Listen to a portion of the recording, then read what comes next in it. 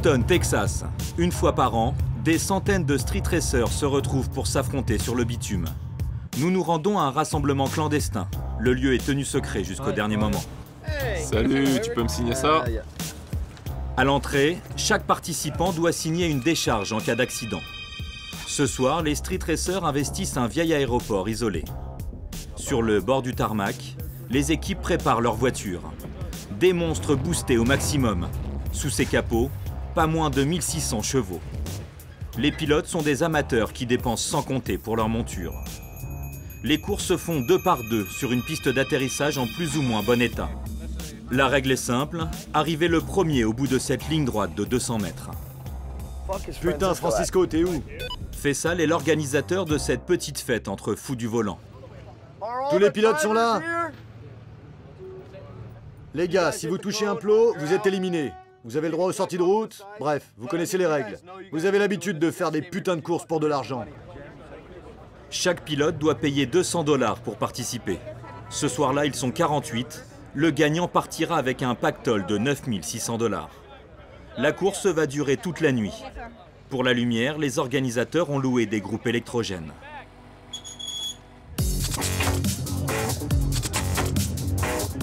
C'est parti pour la première manche. 24 duels.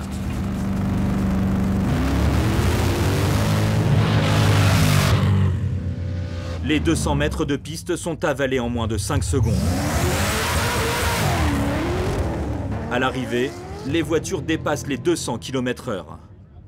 Sur les bas-côtés, aucune barrière, 0 mesure de sécurité pour les spectateurs. C'est bientôt le tour de Daniel Burks, 30 ans, l'un des pilotes les plus redoutés ce soir. Dans la vie, il est superviseur sur une plateforme offshore. Cela fait 15 ans qu'il fait des courses de voitures pour s'amuser, mais toujours conscient des risques. Ce type de course, c'est imprévisible.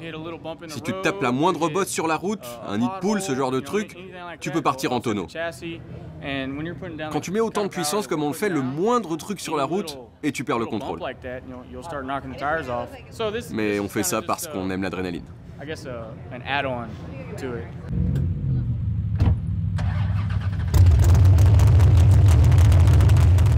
Pour son premier shoot d'adrénaline de la soirée, Daniel Burks, dans sa Chevrolet blanche, affronte l'un de ses amis, Flaco, Chevrolet rouge.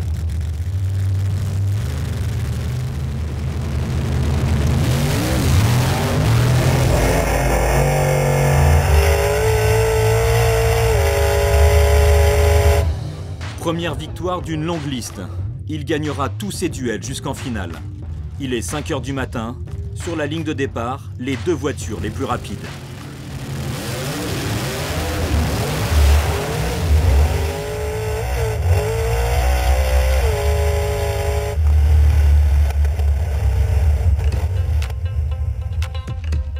Daniel Burks, invincible cette nuit-là.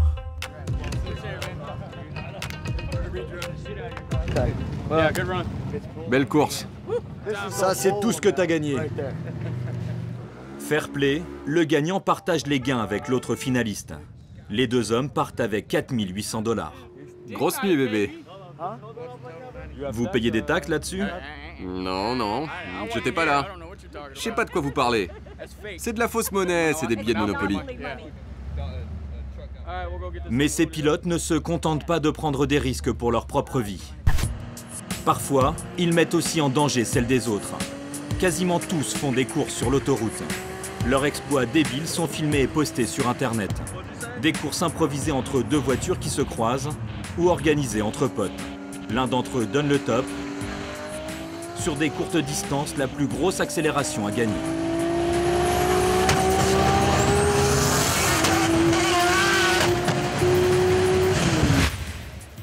Ce genre de jeu dangereux, c'est le quotidien de Fessal, l'organisateur de la course sur l'aéroport.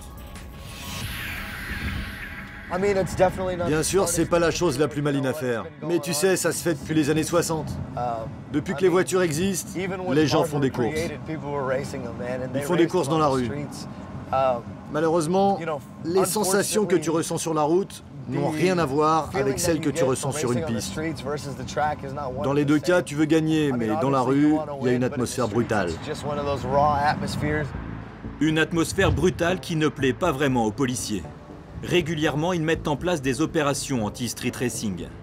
Ce soir, le chef O'Leary compte bien remplir son quota d'arrestations. Le meilleur moyen pour attraper ces mecs, ce n'est pas de faire des tours sur l'autoroute, mais de trouver un endroit discret, près d'une rampe d'accès, et d'attendre qu'il y ait de l'action. Ensuite, vous vous mettez derrière. Vous allez voir d'abord les voitures se mettre côte à côte. Vous verrez leur feu stop s'allumer. Là, vous entendez? Il y en a déjà dans le coin. 6 voitures de police sont mobilisées cette nuit, dont une voiture de sport banalisée version street racing pour se fondre dans le trafic. Les hommes du chef O'Leary mettent moins de 10 minutes pour faire la première interpellation. Tiens, ils ont une caméra sur le toit. C'était pour une course sur l'autoroute? Oui, juste quand je suis arrivé. J'étais en planque entre 2 camions et une des 3 voitures a fait des appels de phare. Et les 2 autres ont décollé juste devant moi.